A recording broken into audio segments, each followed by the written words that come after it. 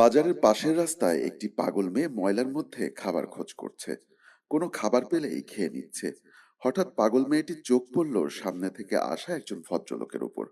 ওই ভদ্রলোক ওই পথেই বাসার দিকে যাচ্ছিলেন। পাগল মেয়েটি ভদ্রলোকটিকে দেখে দেরি না করে দৌড়ে ভদ্রলোকের কাছে গিয়ে ভদ্রলোককে জড়িয়ে ধরলেন। ভদ্রলোক কোনোভাবে ছাড়িয়ে বলতে লাগলেন, তোরে না বলছি আমারে দেখলে আমার কাছে আসবি না, আবার যদি আমার কাছে আসিস আমি তোর গলা টিপে মেরে ফেলবো।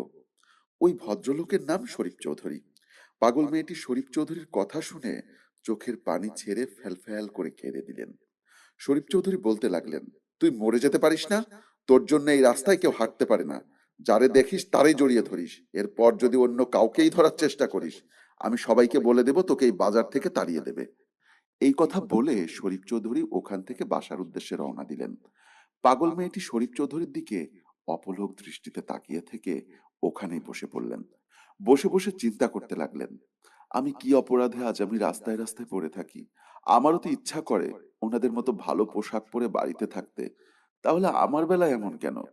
ঘরের সিঁড়িতে বসে কান্না করছে শরীফ চৌধুরীর স্ত্রী মায়ামণি, আর পাশে বসে আছে শরীফ চৌধুরীর বড় মেয়ে। এর মাঝে শরীফ চৌধুরী মায়ামণির সামনে আসতেই মায়ামণি শরীফকে জিজ্ঞাসা করলেন, তুমি কি রেশমির দেখা পেয়েছো? ও কোথায় গেছে? জবাবে শরীফ চৌধুরী বললেন, তোমাকে না বলেছি ওই পাগলির কথা আমার সামনে বলবা না? তারপর ওই পাগলির বিষয়ে আমার কাছে কেন জানতে চাও? কেন? দেখো, আমি একজন মা। আমি রেশমিকে 10 মাস 10 দিন গর্ভে ধারণ করেছি। ও তো জন্মের আগে পাগল ছিল না। এই পৃথিবীতে আসার পরে হয়তো ও পাগল হয়েছে। পাগল হলেও ও তো আমারই মেয়ে। তুমি যদি মা হতে অবশ্যই আমার পাগলি মেয়েটার দুঃখ বুঝতে পারতে। তোমাকে অনুরোধ করে বলছি, আমার পাগলি মেয়েটাকে আমার বুকে ফিরিয়ে দাও। আমি তোমাদের আগেও বলেছি, এখনো বলছি, আমার এই সমাজে একটা স্ট্যাটাস আছে।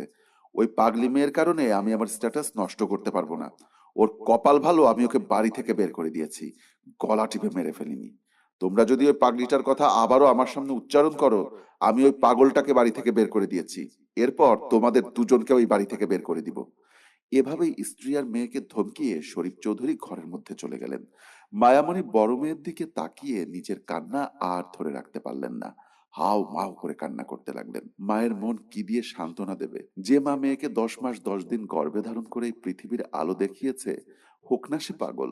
কথায় আছে, একজন ভালো সন্তানের চেয়ে একজন খারাপ সন্তানের জন্য মায়ের মনে বেশি মায়া থাকে, আর সে মায়ার বাঁধন এভাবে ছিন্ন বিচ্ছিন্ন করে দিচ্ছে শরীফ চৌধুরী। রেশমির কি অপরাধ ছিল যার কারণে এত বড় বাড়িতে রেশমির থাকার মতো একটু জায়গা হলো না? রেশমি পাগল হয়ে রাস্তায় রাস্তায় ঘুরে বেড়ায়।